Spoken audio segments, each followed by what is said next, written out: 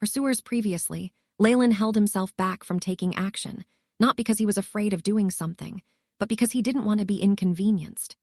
However, this girl in front of him had something that interested him. Furthermore, once his research was a success, he would greatly benefit from it. It was only natural that he now intended to take action. However, for prudence's sake, he still chose to lay low on the sidelines and observe the strength of his enemies first. If their might was average, he would definitely not be modest. He would immediately abduct or coerce the girl to follow him and not be afraid of the pursuers. If they were too strong, he could only give up. In any case, the world was so big, and she was not the only one with a warlock's bloodline. There might be very few of them on the south coast, but there were definitely many in the central continent. Several days later, the horse carriage entered the district of York City. This was already along the borders of the inland dukedom. As for the old man, his anxiety had already intensified to the maximum. Most of the time he would stay on the horse carriage, seldom leaving it. He even closely guarded the little girl by his side, as if being afraid of something. The hazy night had dyed the sky an overcast gray. Only somewhere far away in the horizon was there a little light. The horse carriage stopped by the roadside, and the weary passengers began to alight, and then sat in a circle around a bonfire for refreshments and rest. After so many days of travel, the people in the horse carriage also got close with each other. Especially that little merchant, who took out a flute and played an upbeat tune, and the beautiful woman beside him followed suit by performing a gorgeous dance. There were several middle-aged men who took out wine flasks from their sacks and walked forward to the beautiful woman to ingratiate themselves. As for that woman, she chuckled, seemingly not rejecting these suitors. After the atmosphere reached a climax, the people began to sing and dance. Even the horse-keeper gulped down several mouthfuls of strong wine and had a tinge of red at the end of his nose. Leyland reclined against the trunk of a tree, his hand holding a wine flask from which he drank occasionally. He shot a glance inside the horse carriage and grinned. Although the sky had already dimmed to night, the old geezer still urged the carriage driver to move on. However, traveling in the middle of the night was extremely dangerous. Hence, this suggestion was rejected by carriage driver and all of the passengers. That old geezer's expression then was really a sight to be seen. Furthermore, tonight the old geezer had decided to stay within the horse carriage, not even letting his granddaughter leave half a step away from the horse carriage. Ugly rumors had already begun to have gossiped amongst the travelers. However, Leyland knew that this pair who pretended to be a grandfather with his granddaughter was afraid of pursuers. That's why they hid in the horse carriage. Looking on at the situation, the pursuers were almost arriving too. No, they were already here. Leyland turned his head, and with the AI chip, he saw several acolytes, who did not hold back their energy waves radiation, hiding in a dark corner. Looking at the strength of the energy waves, they were all level 3 acolytes. Bang! A red arrow was released, and it directly shot through the brains of a muscled, half-naked man who was dancing by the fire. Ah! The blood splattered onto a woman nearby. Her expression turned sluggish, only letting off an ear-piercing scream several seconds later. Bandits! Help! Various cries sounded in the camp. As for the carriage driver, he very quickly donned a leather armor and crouched, hugging his head and not moving at all. The horse carriage providers had a promise with the nearby bandits that they would only rob the passengers. As for the drivers, the bandits would often let them go scot-free. After all, they would not have much money on them. However, tonight the carriage driver's plans were in vain. Zew. Another red arrow was shot, directly piercing through the driver's neck. He clutched his neck with both hands, his eyes popping out and frothing blood at the corner of his lips. His mouth gaped open and close for air as if wanting to enjoy the freshness of the air one last time before he died. A sharpening spell added on the arrow. Interesting. Beside the chaotic campsite, Leyland was still reclining against the tree. He gulped down another mouthful of wine, his expression appearing indifferent. At this moment, his lax behavior was vastly different from the current situation, yet nobody was paying him any attention. The second arrow obviously caused greater chaos within the camp. Be they man or woman, young or old, they were all wildly running away. Several minutes later, the campsite that had once had a lively and jovial atmosphere now only had a crackling bonfire and several wine flasks which had been forsaken. Crash! 3 figures wearing black robes appeared from within the forest. Leyland's outstanding vision allowed him to see clearly the appearance of this trio. There were 2 men and a woman. All of them were of middling years. The woman had applied a very thick layer lipstick, which seemed like she had just drank a mouthful of blood. These 3 were obviously not students of an academy. Their attire were rather casual, however. There was an image of a dodo bird stitched on their robes, seemingly a family emblem. These were the acolytes nurtured by a family.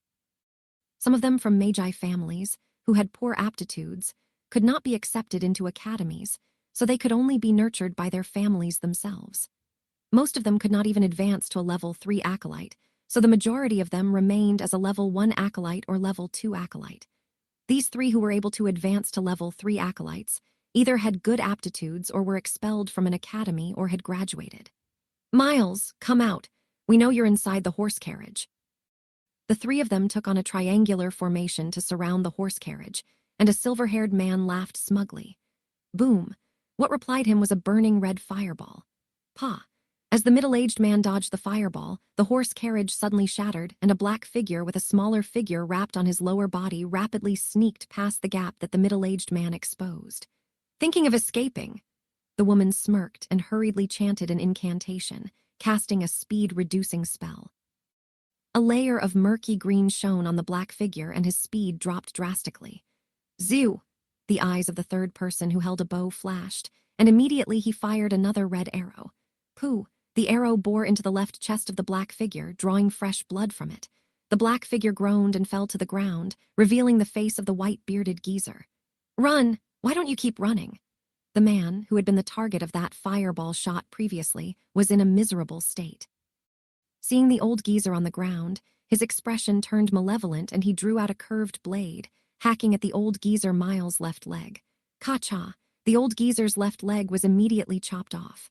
Ah! The little girl fainted immediately after having blood spurting on her. Such a beautiful little girl, killing her outright is such a pity. The man who held the bow licked his lips, revealing a lusty grin. Why don't you let me have some fun first? It's your call, we still have plenty of time. It was very obvious that these 3 acolytes did not have any regard for the old geezer, Miles, at all. They were extremely relaxed and had their guard down. In fact, this was the reality. Miles was only a level 3 acolyte and the little girl was not even an acolyte. Such a lineup can be easily destroyed by just sending 1 level 3 acolyte. It was only for added assurance that 3 such acolytes had been sent. When the bowman grinned lewdly, a lazy voice sounded. I say, you guys seem to have forgotten about me. Leyland flung the flask away and announced himself in a crisp voice. You actually didn't run away. The other male acolyte was somewhat shocked. Normally, wasn't the reaction of people after seeing someone get killed to run away, much less to mention encountering magicians of the sorts. Just right, I wish to loosen my muscles after pursuing this old geezer. Leave him to me. The only female acolyte among them looked at the handsome Leyland, and her eyes flashed. Her mouth gaped open and close with the heavy lipstick, as if wanting to swallow Leyland immediately. Right now, Leyland's charm factor had increased significantly after advancing to a warlock. Along the way, he met many girls who cast flirtatious glances at him. However, meeting this kind of elderly woman, he felt rather disgusted. My apologies, but I don't have any interest towards aunties. Leyland spoke very sincerely, turning the face of this female acolyte red. Brat, I will let you feel the most unbearable pain on earth.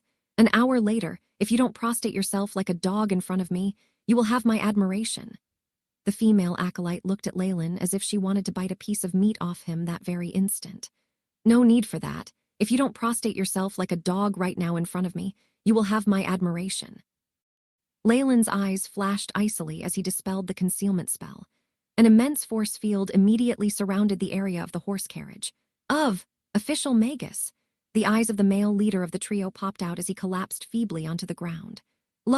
Lord, please pardon our accidental intrusion. The bowman acolyte, too, no longer had any interest in defiling the little girl. He immediately knelt in front of Leyland, cursing the damned bitch thousands and tens of thousands of times. How is it? Leyland looked at that female acolyte with a toying expression. Lo. The female acolyte also fell to the ground, her jaws trembling, not being able to speak a single word. Lord, we are from the Yale family. Our family head is also an official Magus. The leader noticed that Leyland's gaze was hostile, immediately bringing up the backing of his group. Yale family? Leyland shook his head. indicating that he did not recognize this name.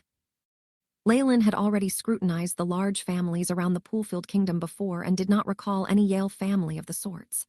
AI Chip Scan Database. Beep. Yale family, situated in the Denisk province of the Inland Dukedom. The family head's name is Sam Yale. Originally an acolyte from the Sage Gotham Hut, he advanced to an official Magus at 30 years of age. Information source: History of Magi Families, page 1928. An extremely simple introduction. From the information recorded on the AI chip, it seemed like a newly founded Magus family, which was completely reliant on a Magus who had shockingly advanced as an acolyte. It was far from being comparable with the Lilital family, and only slightly stronger than Bicky's family. There was not much backing and easily classified by the Magus world as the nouveau rich. Wait, I have the secret imprint of our family's head. Seeing that Leyland was about to take action, the leader immediately shouted and ripped his clothes apart. The secret imprint? Leyland nodded his head and stopped in his motions. This so-called technique for the secret imprint was a tool that official Magi use for communication. Every newly advanced official Magus would be able to design a special sign to represent themselves. In future, they could leave their secret imprint behind for communication. As for some Magi, they would even brand it on their family members or slaves to represent the authority given. Leyland had crafted an imprint for himself. It was an inverted triangle enclosed in a circle. On the triangle was a black serpent that snaked to the top. As for the leader's chest, an image of blue dodo bird's head was flashing with light. It seemed that initiating the communication to the head required a tremendous amount of spiritual force and magic power. Just a few minutes later, the leader's face at once became deathly pale. Fortunately, right before the leader was unable to endure any longer, the blue light shone brightly and a blue dodo bird flew out from his chest and perched on his shoulder. "Sully, is there something you want to see me about?" The dodo bird seemed not to have noticed Leyland and immediately questioned the leader. Head, it's like this." That leader hurriedly whispered to the dodo bird and briefly updated him on the happenings. The secret imprint had its limitations and could only project the voices without images. Moreover, without the aid of the communications tower, once the distance was too great, even the voices could not be sent across. "Hello, young expert," the dodo bird greeted Leyland. "It's an honor to meet the head of the Yale family, Sam Yale." Leyland opened his mouth, his voice gruff and hoarse. It was obviously altered with the help of the AI chip. "According to those family members that were dumb enough to offend you, I apologize on their behalf." The blue dodo bird already flew back into the leader's chest, turning into a tattoo that seemed to be alive. "They actually dared to offend me, an official Magus, hence they must pay the price." Murderous intent was contained in Leyland's voice. The dodo bird paused before speaking again. "I can act on their behalf and compensate you." "Compensation?" Leyland hooted with laughter. "Are you mocking me?" "Not good, run." The leader did not think that Leyland did not give the head any face in the slightest, as he hurriedly retreated. "After offending me, you still want to leave?"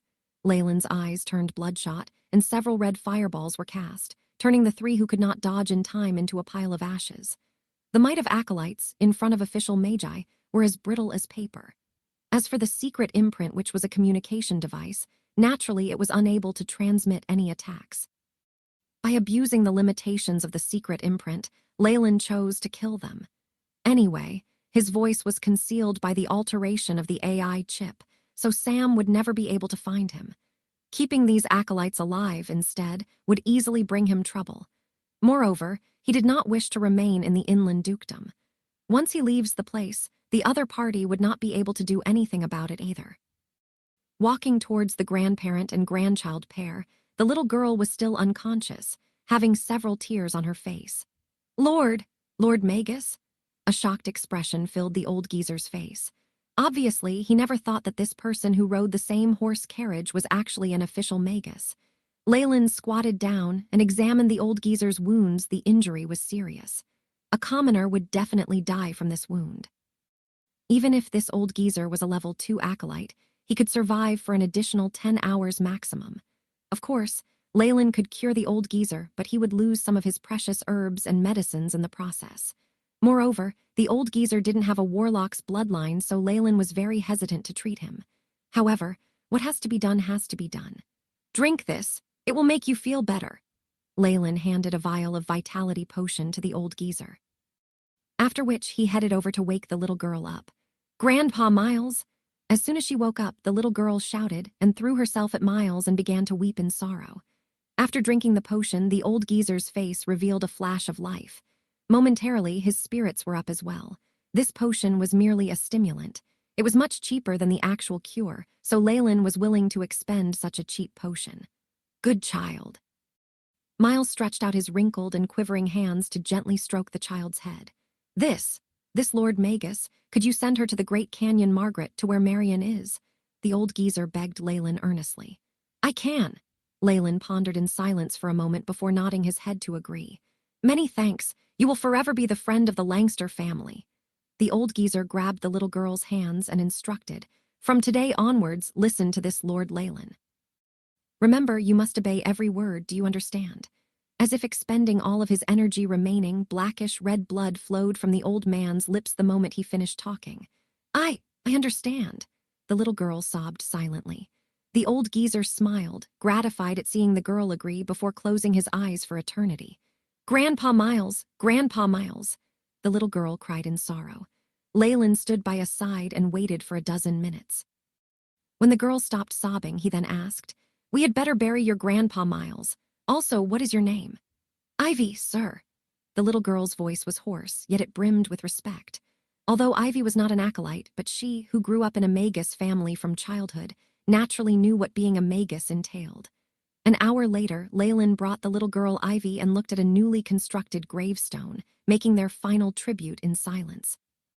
After the old geezer's disclosure and the little girl's own narration, Leyland finally understood the Langster family's backing.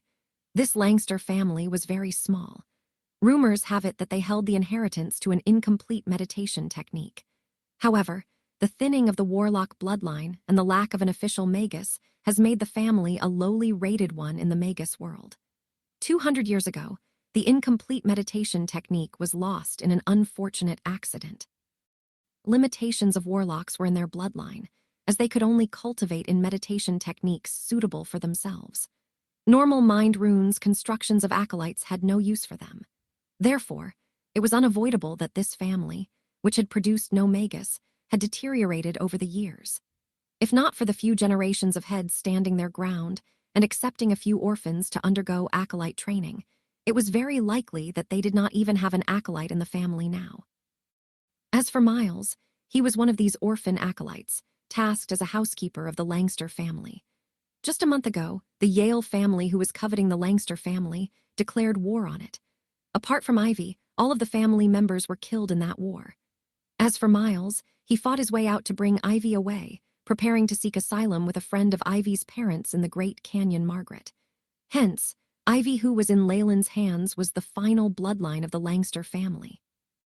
Of course, after knowing this news, there was an indescribable feeling stemming within Leyland's heart. However, after seeing the Langster family who had Warlock origins deteriorate into such a state, he felt like a fox grieving one when the rabbit dies. Of course, he would not let these emotions fuel his desire for revenge to the Langster family. However, if the despicable leader of the Yale family happened to be in his way, that would be a different story. "Let's go." Leyland grabbed Ivy's little hand and set out towards his new destination. He prepared to bring the little girl to the Great Canyon Margaret. It wasn't that he suddenly had a change of heart, but he was planning something else. First of all, some experiments required Ivy to coordinate with him of her own accord in order to achieve the best results. After that, the Great Canyon Margaret was one of the areas that Leyland had to go, so it was not troublesome. Furthermore, if Leyland discovered that Ivy had some other uses along the way, he would not hand Ivy over to Marion, for sure. Leyland did not eliminate any possibilities of doing good within his means to increase his reputation. However, it had to be under the conditions that it would not come across his personal benefits in any way. Even if someone were to beat him to death, Leyland would not commit such a foolish thing like altruism. However, if he could accomplish some things effortlessly and obtain a positive reputation, he would be very willing to do it. From Leyland's perspective, reputation was also a form of resource, a type of benefit. However, in the hearts of different people, The gravity that people had towards fame versus their personal benefits were different, and in their eyes, the importance of fame was ranked low on their list. One more point, I have some interest in your family's bloodline. I require you to coordinate with me on some experiments, do you understand? As the sky turned darker, an emerald green field of view appeared in Leyland's eyes. It allowed him to see even better than daytime. When he spoke, Leyland felt Ivy's hands quiver noticeably. As you wish, Lord. Ivy replied a good while later with a shaky voice. I adore intelligent and obedient children. Ivy's obedience and maturity left Leyland pleasantly surprised, as he originally thought he had to spend some effort to handle her. He gently stroked Ivy on the head and carried her in his arms. Ma's master, Ivy gently called out in a voice as small as the buzz of a mosquito. If you cannot see the road clearly in this dark night, I can help. Feeling the trembling of the little body in his bosom, Leyland smiled and patted Ivy on the back. With an increase in his pace, the pair quickly disappeared into the darkness. This kind of vision, is it that of a serpent? Leyland's vision was affected by an emerald green tint. Even though it was dark at night, Leyland could see everything. Somewhere tens of meters away, there was a dog-like creature with red heat emitting from its body. It somewhat resembled heat imaging. Turns out that the so-called path of warlocks is to continuously tap into the origin of the bloodline and the process of remodeling of one's body. Leyland was somewhat enlightened. Looks like I have to spend more time on my transfiguration. 1 TL note. Chinese letter, Chinese letter, Chinese letter, Chinese letter. If the rabbit dies, the fox grieves. It means to have sympathy with a like-minded person in distress. Elemental essence conversion in a somewhat dilapidated campsite. Erected in the middle of the campsite was a tent made from cowhide, and it had a sturdy look to it. Beside the tent was a small fire, where bright yellow flames continuously lapped against a metal pot hanging above it. A broth that contained some pieces of mushroom and beef jerky was boiling in this metal pot. Around the fire, there were many pieces of forked branches, which was used to grill several small fishes. There was also some barbecued meat, which frothed with tiny bubbles as the golden yellow grease continuously dripped down, while the aroma of sizzling meat permeated the air. The little blonde girl sat by the side, looking at the piping hot food, involuntarily gulping down her saliva. Thereafter, she turned her head to look to the side.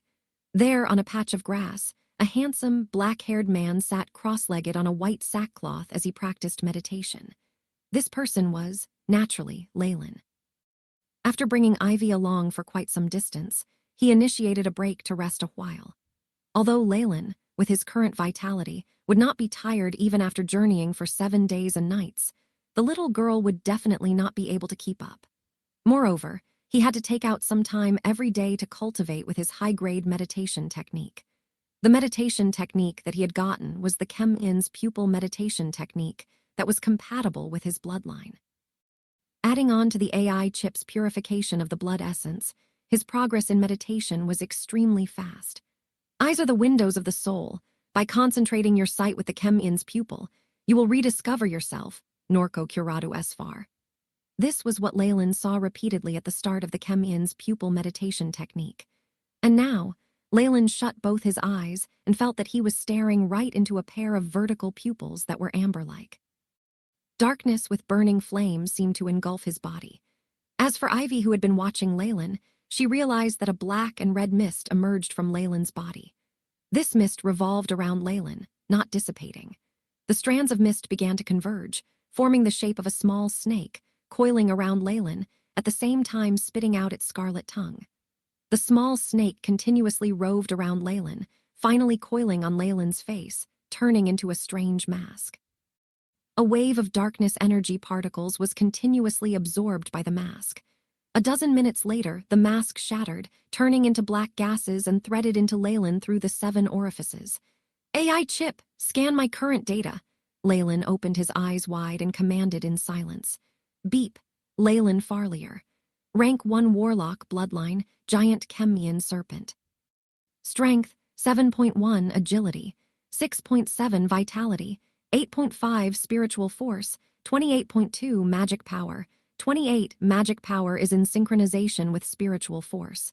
Status, Healthy, host completed a level of high-grade meditation technique. Spiritual force increased by 0.005. Elemental essence conversion, darkness. Progress, 1%.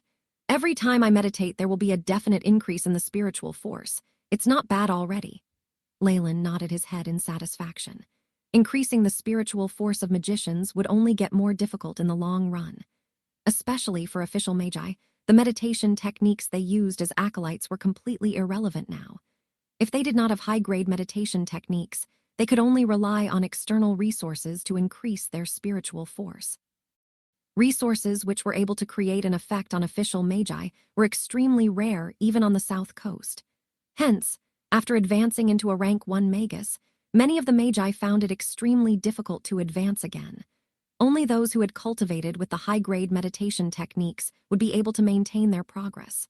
However, every level of high-grade meditation techniques was extremely challenging. The first level was still all right. However, after that, every level required tens of hundreds of years.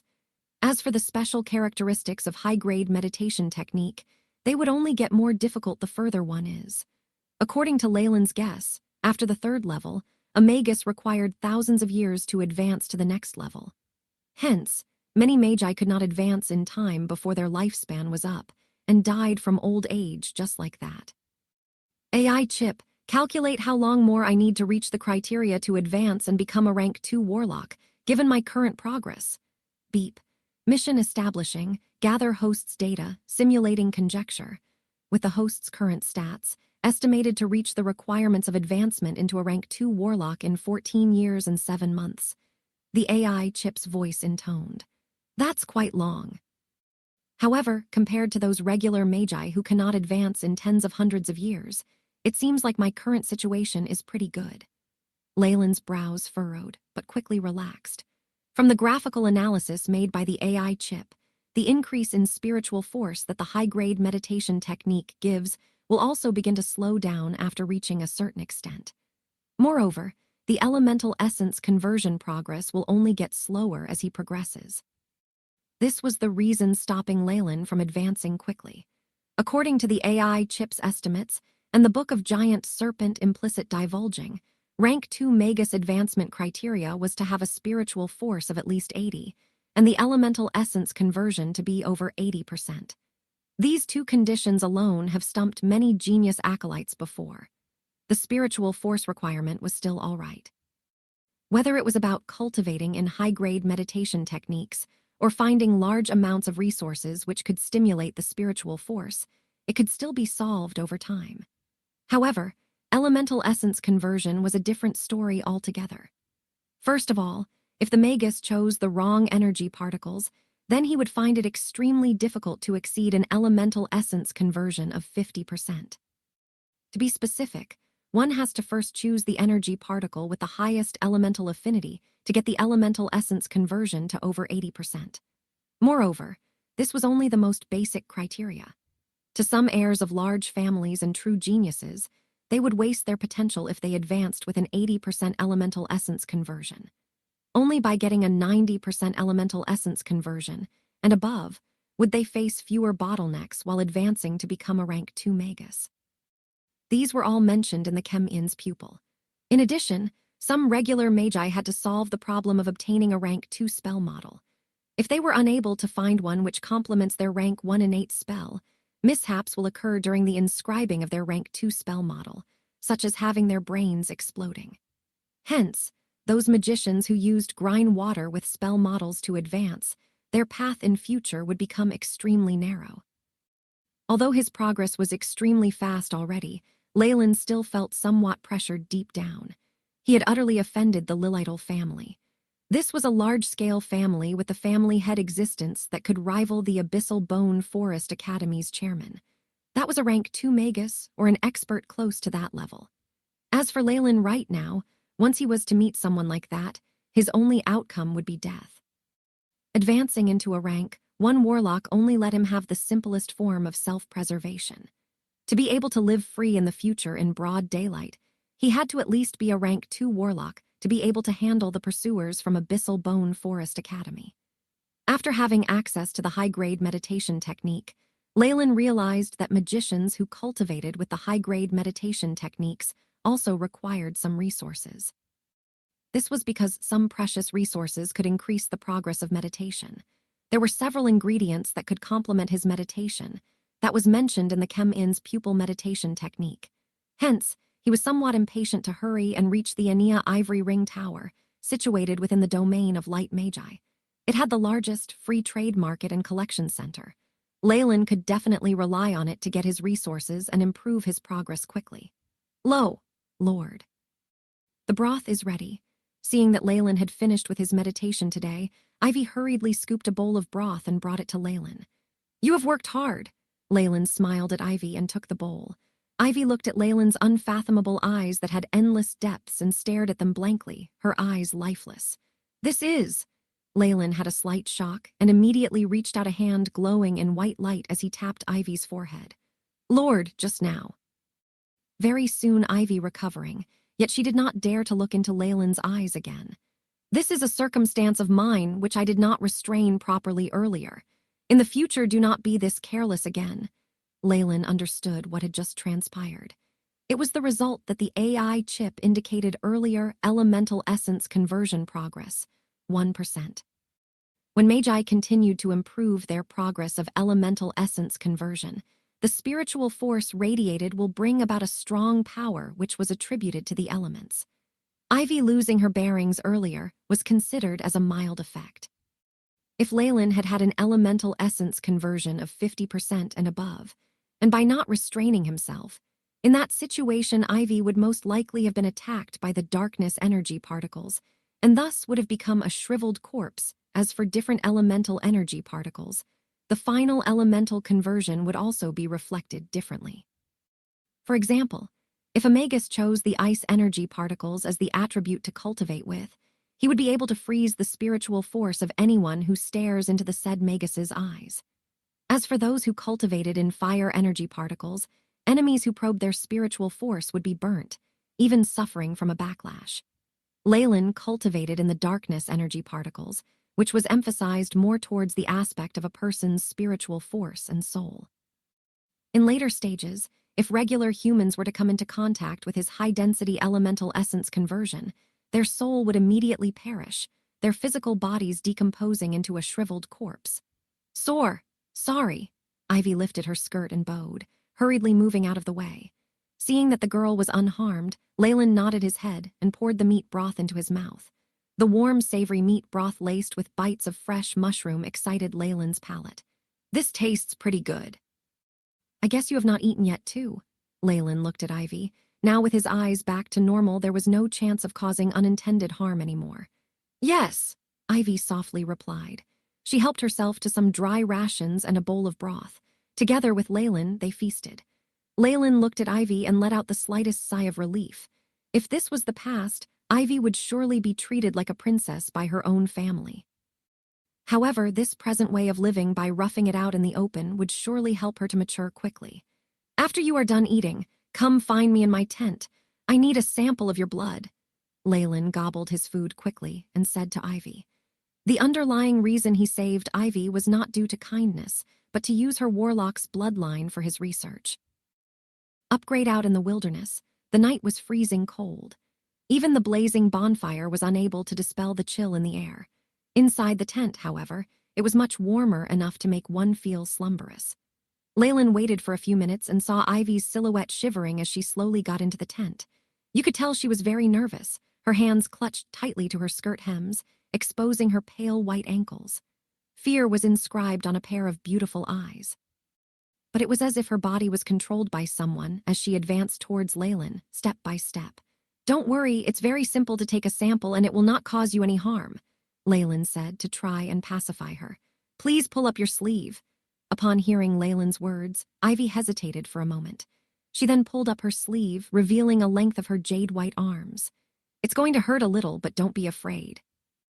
Leyland took out a huge needle-like item from behind him and spoke gently to comfort the little girl. Unfortunately, the little girl started to tremble even more severely. With the girl's arm in one hand, Leyland stuck the needle into the exposed vein on her arm. Ivy's face winced when the needle entered her vein, as if she was about to cry, but still forced herself to stay strong. After drawing enough blood from Ivy, Leyland's scent chased the little girl back to her own tent. Why does it feel like I was bullying a little girl? Leyland rubbed his chin as he looked at the needle in his hand.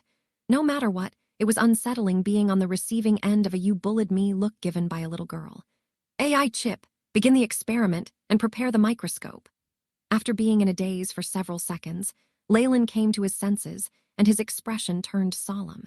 His slender hands began to move expertly like butterflies treading and dancing through flowers. Next morning, Leyland saw a pink liquid within the vulcanized tube and his expression looked unclear. AI chip scan. A blue light glowed within Leyland's eyes, falling onto the test tube. Beep. Detected a trace of ancient creature's bloodline in the drop of blood. Pollinite hawk, unable to purify further. The AI chip ended its feedback, turning Leyland's face darker. Ivy did carry a trace of an ancient bloodline, a pity that the inheritance of the Pollinite hawk bloodline ends with her. The traces had already thinned to the absolute minimum, and only a bit of aura could be extracted from her blood, but it did not have many uses. From this density, even if Ivy was completely exsanguinated, or made to bleed some blood from time to time, it wouldn't be enough to even purify a single drop of the pure ancient bloodline. However, Leyland did not feel particularly disappointed or anything similar to disappointment. It wasn't that he would be successful with every single experiment of his. However, if one doesn't even try, there will be no chances of success. He had learnt this lesson back in his previous life. Moreover, this bloodline that carries a trace of the ancient creature's aura, adding on with some of the broken magic artifacts pieces I've gotten in the secret plane, they could aid in the modification of the fallen star pendant. A notion rose in Leyland's mind. The fallen star pendant was only a low-grade magic artifact, which was useful back in his days as an acolyte. However, for Leyland now it was somewhat of little value. The AI chip had been given the task of researching the possibilities of upgrading the fallen star pendant, and now it seemed to have borne some fruits. However, Leyland was a warlock now. If he was able to add some power of the bloodlines on top of the other ingredients needed for the upgrade, it would definitely achieve a better potential. AI chip, establish this mission as a subtask. Calculate the possibility of adding Ivy's bloodline into the fallen star pendant. Beep. Mission established, classified in a subfolder under the mission of upgrading the fallen star pendant. The AI chip intoned promptly. Although he was unable to purify the ancient bloodline, but he had obtained an ingredient that could complement the upgrade of the fallen star pendant. So Leyland felt that he had reaped a huge benefit, and hence his mood was uplifted, too. The next morning, he even greeted Ivy during breakfast, which was something that he seldom did. This caused the little girl to be confused and out of sorts. Seeing this scene, Leyland laughed inwardly. After eating breakfast, Leyland brought the little girl and carried on with the journey. He even bought a horse carriage while making a stop at a town, putting out the misery of the little girl, who had had to walk all along. The reason why he did this was not because of kind-heartedness. It was because the little girl provided him with blood every day, and while Leyland brewed some potions to replenish the blood, her mental state did not seem very well as her face was as pale as dead people. After purchasing the horse carriage, Leyland led his life even more leisurely. He would journey when the sun was up, and at night, he would continue to extract the essence from the Pollinite hawk bloodline to upgrade the fallen star pendant. Dawn's Peak. According to our speed, we should be able to reach the Great Canyon Margaret tomorrow. Leyland pointed to a mountain which peak was amongst the clouds as he spoke to Ivy behind him. Ivy looked at the landmark in front of her and clutched her knees in silence. His eyelids hung low, not knowing if it was because of the fears of what the future would bring or because of bewilderment. The ingredients gathered are now sufficient. I will upgrade the fallen star pendant tonight, thought Leyland. Naturally, he controlled the pace of the journey, so he was able to obtain enough blood right before reaching the Great Canyon Margaret tomorrow. In the middle of the night, the surroundings were dark and serene, and from time to time, the sounds of insects and howls of wolves could be heard. Ivy was in a deep sleep within the tent beside the horse carriage.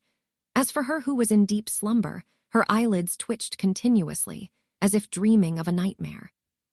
Seeing her in this manner, Leyland heaved a sigh of relief and returned to the horse carriage. AI chip, simulate the start of the experiment.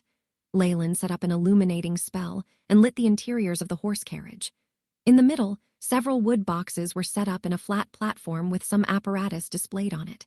In the middle of all was a silver-gray cross with several fragments of jewels on it. This was the original shape of the fallen star pendant. Ever since he had advanced into a rank 1 warlock, he had rarely used it. The fallen star pendant's physical and magic defense were both valid for at most 20 degrees. As for any rank 1 spell cast by an official Magus, it would exceed these limits. Hence, Leyland would think of methods to raise the capabilities of the fallen star pendant, hoping for it to be of use again. Simulation for experiment over, success rate to be 87.9%. After a flash of blue light, the AI chip reported a string of data back to Leyland. Right now, the AI chip could simulate most parts of the experiment and produce the success rate. This meant that as long as Leyland followed the steps given by the AI chip, he could attain the same success rate that was indicated. As for those magicians who painstakingly gathered ingredients yet not knowing their success rate, the AI chip's capabilities showed that it could save Leyland a huge amount of resources. So much so that this capability could even be employed during an advancement. If the AI chip's success rate was too low, Leyland could give up on the advancement and amass more resources before trying to break through. This was much better after comparing this with other magicians who try to break through in the dark and even suffer from a backlash. First of all, it's to separate the ingredients for the magic artifact. Leyland looked at the other items placed on the platform. There was half a dagger and a broken arm. These spoils of war were obtained by Leyland during the bloodbath in the secret plane. Although some time had passed, the arm still shone with a silver light, completely concealing the fact that it was a human arm made of flesh. Silverclaw Sauron actually imbued his magic artifact into his own arm. What a crazy fellow. Leyland picked up the silver arm and placed it within a golden funnel, setting it alight at the bottom. A golden yellow flame continued to swirl in the funnel, turning the funnel red. The blazing temperature continued to radiate from the hand. Once Leyland noticed the change, he began to drip some blue fluid, drop by drop, onto the arm. The blue liquid fell onto the arm, turning into red immediately, extending it towards the whole arm. The temperature increased yet again. Leyland was ecstatic as he placed a transparent beaker below the funnel. Pitter-patter, asterisk, pitter-patter, asterisk, droplets of silver liquid continued to drip down. Very soon, this liquid filled up half of the beaker.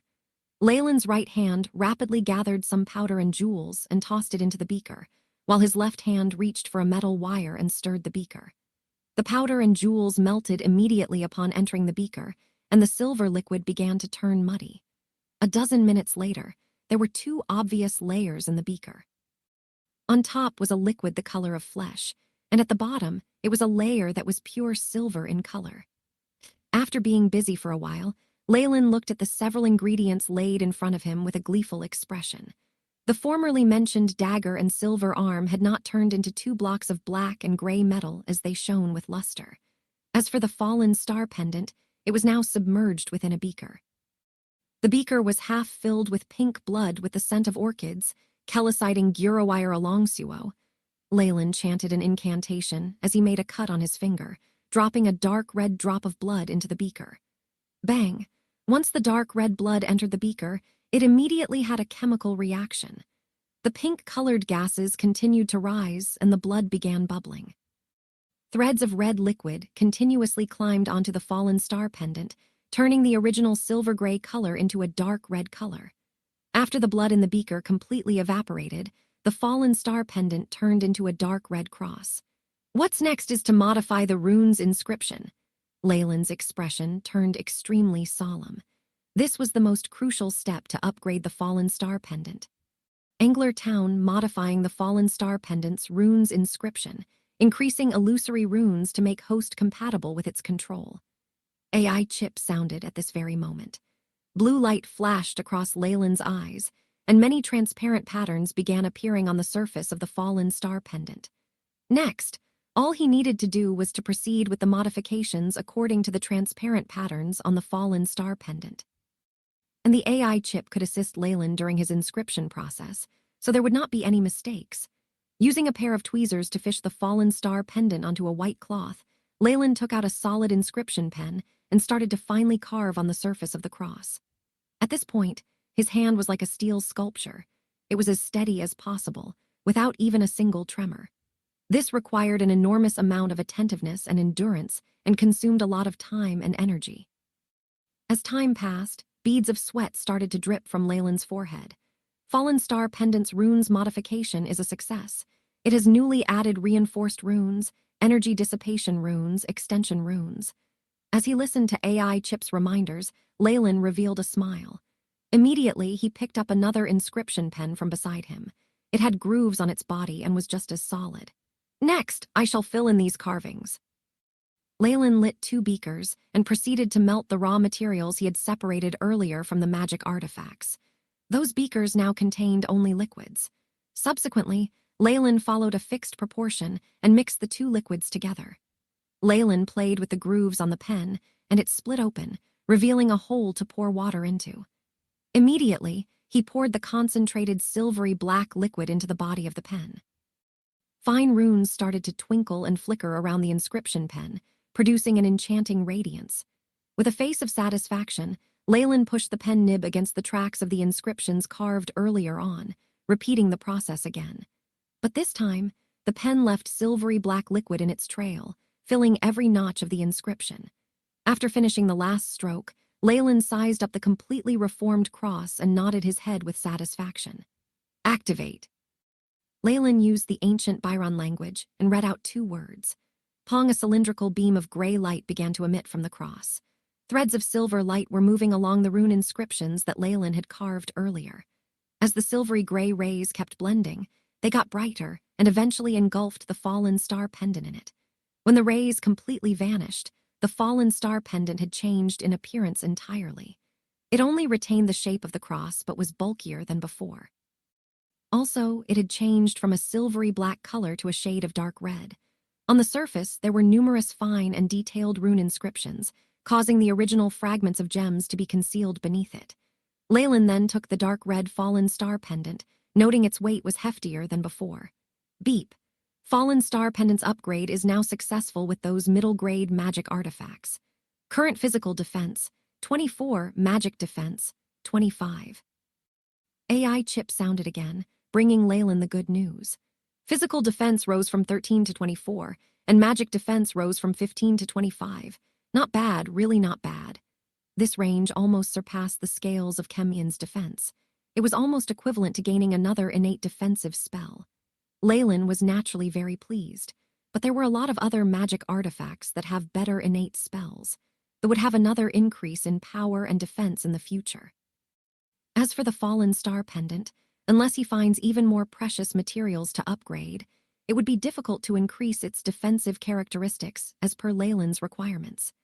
Hence, in the long run, concentrating on his own innate spells was more dependable. In the South Coast, Acolyte ranks use beginner-grade magic artifacts. Level 1 Magi use middle-grade magic artifacts and the occasional beginner-grade magic artifacts. Only the extremely powerful Level 2 Magi have the capability to get hold of high-grade magic artifacts. Leyland thought of the information he saw from the Book of Giant Serpent. Although the era of the Great Magus Surhome was somewhat distant, the general distribution of power and culture throughout the South Coast could be seen. Now that the Fallen Star Pendant had been promoted to a middle-grade magic artifact, it's effective for Leyland as a Level 1 Warlock. This, of course, put him in a good mood. The Great Canyon Margaret spanned across the inland dukedom and several nearby kingdoms. It was also a place that was necessary to travel through to enter the Enia Ivory Ring Tower, controlled by the Light Magi. Of course, this was only with regards to Magi. Ordinary citizens of this dukedom seldom step out of the kingdom, from their birth until their death. Even their mercenaries only received missions within the kingdom. Mercenaries and wandering bards who had traveled the vicinity could use the experience they gained to flaunt or gain respect. Great Canyon Margaret is filled with danger. Even a hastened journey takes several months. Leyland slightly frowned as he thought over the information about the Great Canyon. Transportation in the Magus world was inconvenient, causing a great deal of inconvenience for magicians who travel far and wide. Of course, he had another choice. He could ride in an airship. But unfortunately, not only was this mode of transportation costly, there was only a fixed number of dates per year for its departure. Furthermore, there were stringent requirements for passengers. They needed a local family or an organization to be their guarantor. Leyland was already on the wanted list of Abyssal Bone Forest Academy, so naturally, he wouldn't wait for the airship and had to rush by foot.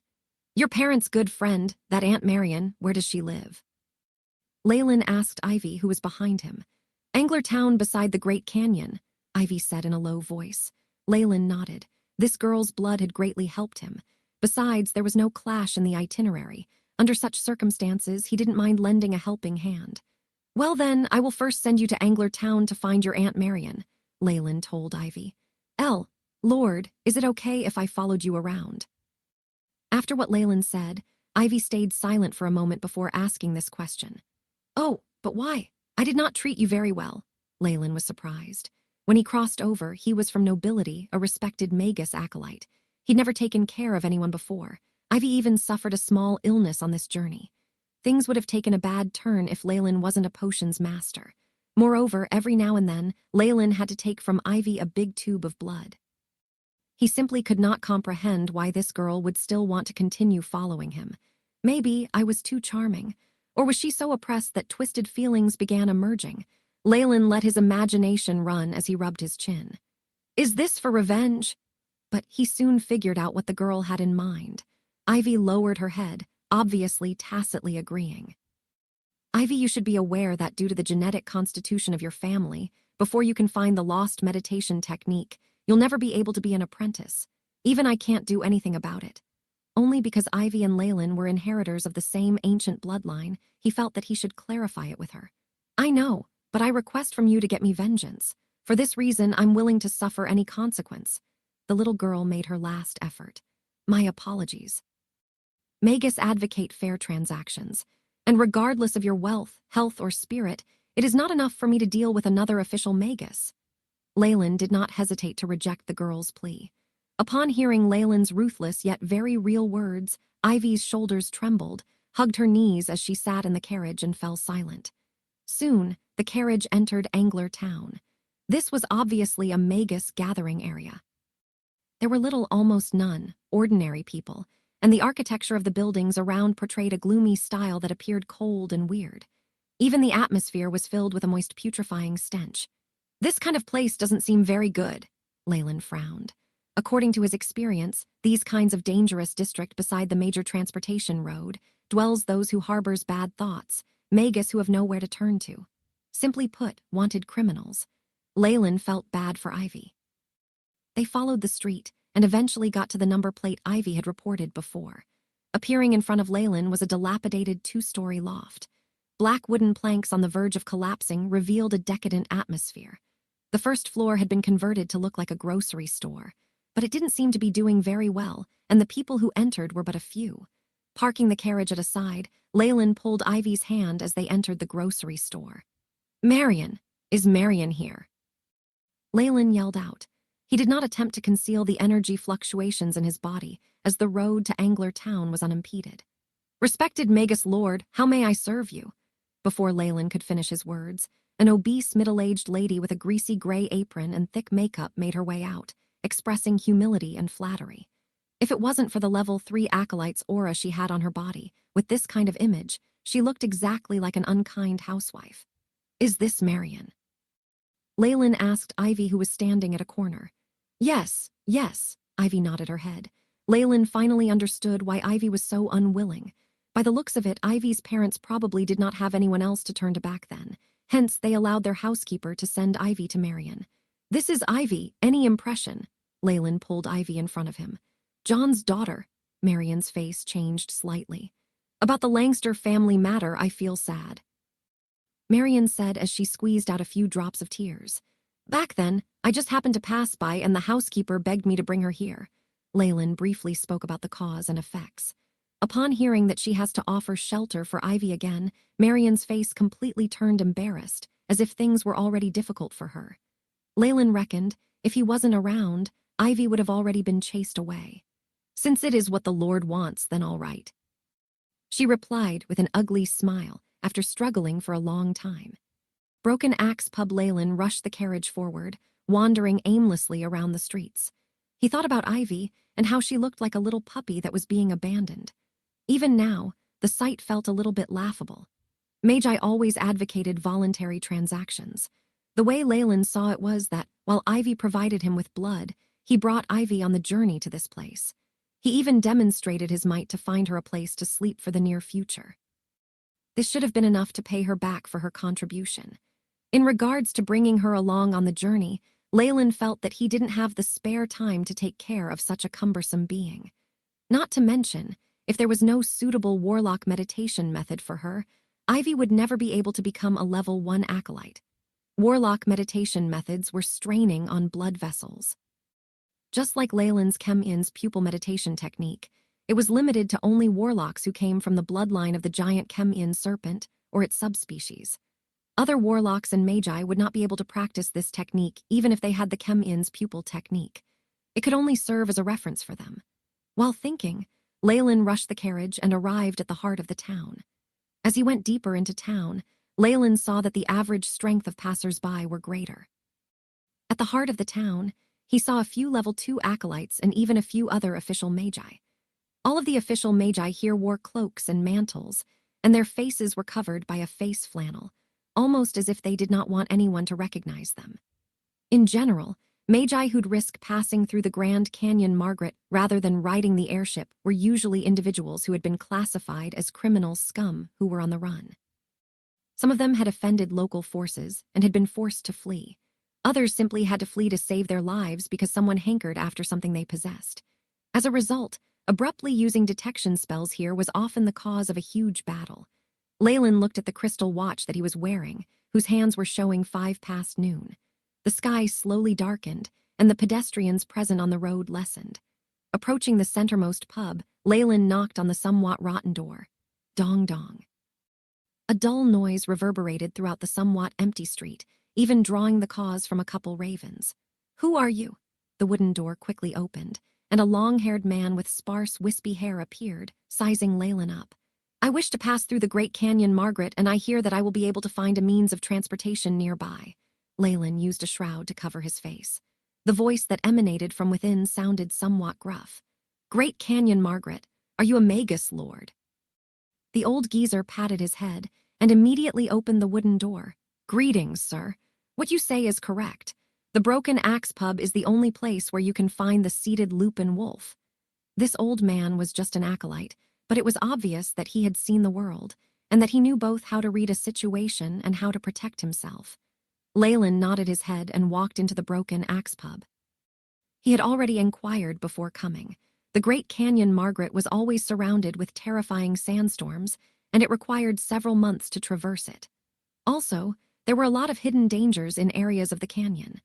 Being filled with dangerous swamps full of poisonous insects and the like, even horses could not be used in there. Even magi had lost their lives in some of the most dangerous spots. Hence, forming a group and riding the seated lupin wolf was the only way to get across the Great Canyon Margaret. This particular pub was extremely quiet, up to the point of it being somewhat eerie. Under the dim lighting, long chairs were placed along some partitioned rooms and sofas in the surroundings. The little cubicle had 3 walls. Only the side facing the bar was wide open, as if the cubicle was a recess into the wall. In the hall, several magicians sat in groups, drinking different colored alcoholic drinks from time to time. Leyland sniffed the aroma and made out that the alcoholic content was extremely low, only meant to taste good and not to induce drunkenness. The magicians in the lobby were mostly level 3 acolytes. There were also several official magi. Leyland came in front of a horseshoe-shaped counter, sat down, and watched a bartender in a black Western-looking suit. "Sir, do you want an Ice Mountain Beauty? Many magicians love this drink." The bartender smiled and asked. "I'll have a cup. How much is it?" Under the dim lighting, Leyland's tone sounded lazy. 3 magic crystals. It was a very steep price that normal acolytes would definitely not be able to afford.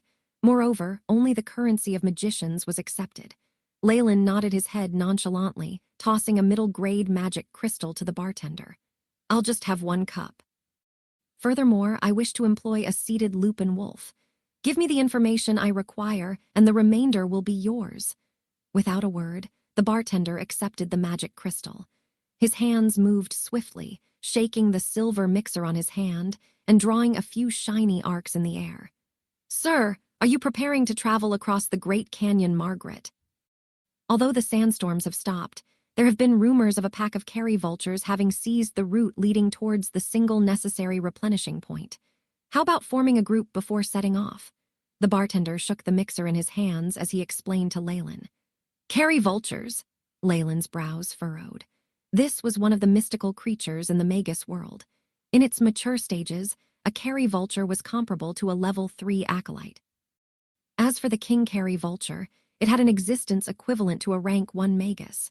If there really was such a group of carry vultures occupying the single route towards the canyon leading to the supply point, a traveler's plan to cross the canyon would be compromised. All of these things that you have said were told to you by someone else, no? Leyland did not answer and stared at the bartender before suddenly speaking up. Yes. Several official magi have already formed small groups, and they're lacking a few members. Hence, they had to stay in this area and entrusted me to find a suitable member for them. The bartender smiled as he placed a drink with large amounts of ice on top and alcohol below to Leyland. It looked like a mountain of ice. Your ice mountain beauty, sir. Leyland raised the glass. There was a layer of thin frost around it, and even the alcohol inside had somewhat frozen over. The refreshing cocktail entered his mouth, and the chill even spread from his throat to his 4 limbs. The ice-cold feeling subsided, and a fiery sensation followed. At first, it was extremely faint, but the heat grew stronger and stronger, even overcoming the previous iciness. This feeling of freezing and burning was extremely strange, indeed worthy of its price of 3 magic crystals. Good wine. It has been a while since I've had such good liquor. Leyland slightly closed his eyes for a moment, exhaled a breath of contentedness, and said to the bartender, It is an honor to have satisfied my customer. The bartender bowed slightly. Very well. Leyland gulped down another mouthful of the Ice Mountain Beauty before saying, I wish to meet with the group before considering joining them or not. Of course. In fact, the group was formed by solo travelers, so they have been staying here. The bartender smiled and nodded his head. Half a month later, many acolytes respectfully and sincerely sent off 6 figures riding big black wolves out of Angler Town. The seated lupin wolves were matte black in color, with a patch of red fur on the crowns of their heads. There were also 2 golden yellow rings on their forelimbs, which were securely linked to their necks. Each wolf was over 5 meters tall and 2 meters wide. Their appearances looked extremely vicious, and every step they took spanned the distance of several meters, so their movements were extremely quick. Moreover, the seated lupin wolf's back had 2 hump-like bulges, which were suitable for travelers to rest. These seated lupin wolves were provided by the Broken Axe Pub at the rate of 500 magic crystals per wolf. After reaching the destination, the travelers would release them, and they would run back to where they came from. At this moment, Leyland was seated comfortably on the back of a wolf. He rose and fell on the strong and healthy back with his eyes half closed, seizing the opportunity to rest. Even though he was traveling on the seated lupin wolf, traversing the Grand Canyon Margaret would require at least 2 months. The route also had a lot of dangers, so it was necessary that he conserve his energy and physical strength. With the introduction of the bartender, he had several meetings with the small group before deciding to join them. It would be very difficult for a lone magician to face the vile environment of the Great Canyon Margaret, and even break the watch of those carry vultures. Moreover, Leyland confirmed that the other party members were in the same situation as him, forming a party at the very last minute, so he was not afraid of them colluding against him. Even with Leyland's entry, the group members felt that their safety was not guaranteed. After having waited for an additional half a month, it was only the previous day that another official Magus had joined them, and the group had decided to set off. During that half a month, Leyland had been dwelling within the pub while keeping a low profile. It could have been that the Yale family and the Lilidal family had ran out of leads, so they had not decided to search here, enabling Leyland to avoid a huge battle. Thinking about this, Leyland took a look at the members of his group. Due to the fact that the group was only a temporary one, in addition to the wariness of the magicians, more than half of the group members' faces had been concealed. Only an old, white-haired geezer and a voluptuous female magician did not conceal their countenances. Other magicians were the same as Leyland, with half of their faces wrapped and appearing cold and detached. All of these magicians emitted the energy waves of a rank 1 Magus. The Great Canyon Margaret was too dangerous for any acolytes, so apart from any special circumstances, acolytes seldom chose this route. The roasting sun shone with a comfortable warmth onto his body, causing Leyland to crave a good sleep. As the surroundings turned dark green, the short shrubs bowed down to the seated lupin wolf as they passed. This caused Leyland to think that he had arrived at the grasslands of Chernobyl Islands. The Great Canyon Margaret was extremely vast, spanning across several kingdoms. Moreover, rumors had it that originally there was no Great Canyon, and that in fact it had been formed by two unknown, high-ranked magi fighting. Looking down from the sky, the Great Canyon Margaret seemed like a wound created on the body of the south coast. However, Leyland still expressed his skepticism towards such a myth. Breaking apart half a continent should have required at least a rank 7 or 8 Magus. In the recorded history of the south coast, there had been no mentions of magi of such ranking having ever appeared.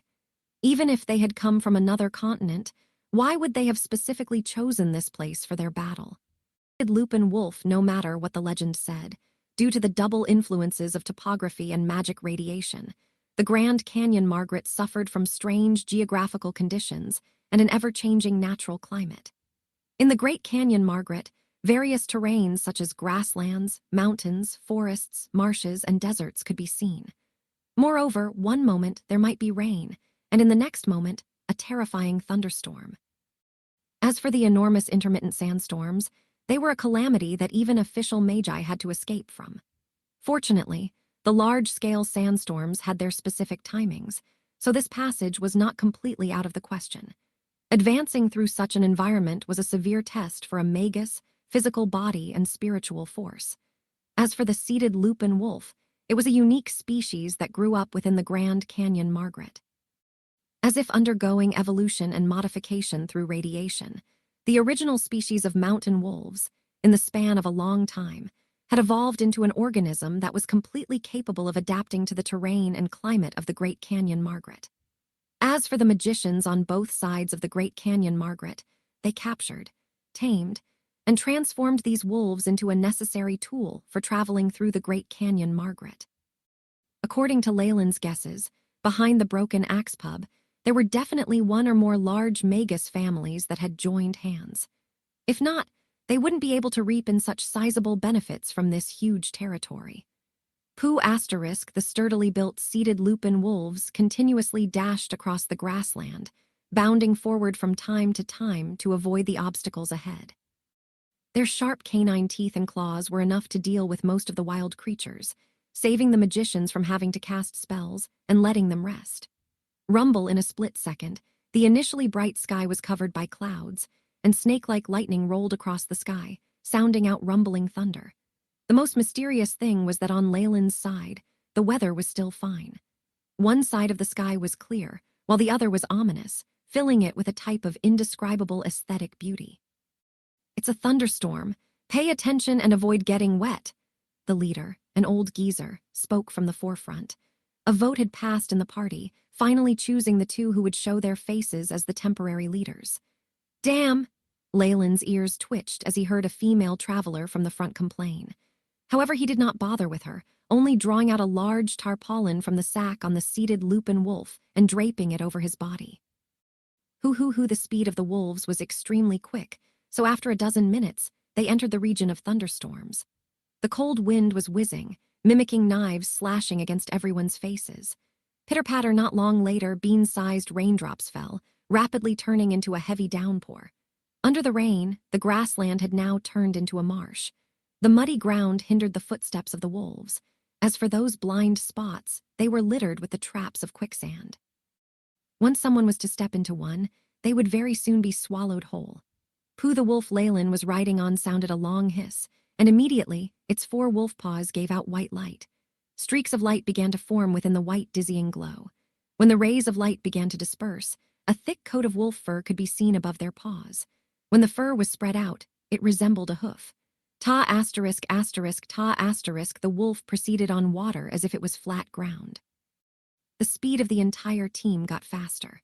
A creature formed from a combination of nature and magic, truly magical. Leyland sighed in admiration as he gently caressed the wolf's hump in front of him. At this instant, the wolf hair on the hump gathered and became similar to a layer of skin sticking onto the surface of the wolf. It had a layer of oil, causing it to resemble a raincoat. Rain continued to roll off the body of the wolf, and not a drop remained on the wolf. This is only an ordinary mount. Hearsay indicates that within the Light Magus region, endless other magical mounts exist. Some were natural and were captured from the wild, and others were man-made, causing them to be bizarre and exotic. Leyland's eyes began to display an expression of yearning. With the speed of the wolf, they were able to make it before dark. Leyland and his party finally managed to rush out of the torrential rain zone and entered a stone forest. "Tonight, we shall rest here. Pitch your tents and leave the wolves around the perimeter. Don't forget to feed them," the female magician yelled. Upon hearing that, the magicians restrained and fed their mounts. They also began to pitch their tents in the stone forest. Very soon, a circle of black tents was seen assembled closely together. The seated lupin wolves were circling around the tents, laying low as if keeping vigil. In a special tent, Leyland finished his meditation and looked at his status. Leyland Farlier. Rank 1 Warlock, Bloodline, Giant Chem-In Serpent. Strength, 7.1 Agility, 6.7 Vitality, 8.5 Spiritual Force, 28.3 Magic Power. 28 Magic Power is in synchronization with Spiritual Force. Elemental Essence Conversion, 1%. Status, healthy. The progress for a magician was always a gradual one. After so many days of meditation, Leyland's spiritual force had only increased by 0.1. However, compared to the Magi who do not use high-grade resources to simulate their spiritual force growth, Leyland only had to persevere in meditation every day in order for his spiritual force to grow. This pace was considered overpowered. As for the elemental essence conversion, not only it was one of the requirements to advance to a rank 2 Magus, it was another crucial method to increase the might of rank 1 spells, so it could not be neglected either. Leyland had already somewhat discovered the Warlock's flaws. As a small branch of the ancient magicians, not only did Warlocks have to unearth the power of their bloodline, they also could not neglect on their cultivation as a magician. This meant that the advancement requirements for Warlocks were the same as those for Magi. Moreover, they had the limitations of their bloodline. Even when a rank 1 Warlock would have reached the advancement criteria, if the concentration of his bloodline was not high enough, then the advancement would most likely fail, or not have an innate spell after their advancement. According to the AI chip simulation, this was very possible. This was indeed the case if given more thought. If the path of Warlocks was that superior, the whole Magus world would have been predominantly Warlocks, and not the currently observed situation. However, with such severe conditions for advancement, once a Warlock managed to break through, their might would often surpass that of a Magus of the same rank. For Leyland, his personal advantage made it more suitable for him to walk the path of a Warlock. After he finished meditating, Leyland got up and left the tent. "Woo-woo!" A seated lupin wolf, which was laying beside Leyland's tent, whimpered, slightly lifting its tall stature. "Eat this." Leyland took a large blue cod from his sack and fed the wolf. The seated lupin wolf growled with excitement and raised its giant red tongue that had white moss to gnaw on the fish. As the tongue swept past Leyland's right hand, he could feel a warm, moist sensation. Although the wolf could hunt for its own food, only specific kinds of foods could keep up with their daily intake as a beast of burden. "Hello, Lancy!" The tent beside Leyland's opened, and a provocative and revealing figure walked out. Leyland rubbed his nose as he made his greeting. During the allocation, he was assigned to be a pair with this woman. "You're here to feed the wolves, too." Lancy nodded her head as she took out some cod to feed the wolf beside her. Each and every move of this woman had a sense of loneliness behind it. Leyland felt that this was a woman with a story to tell.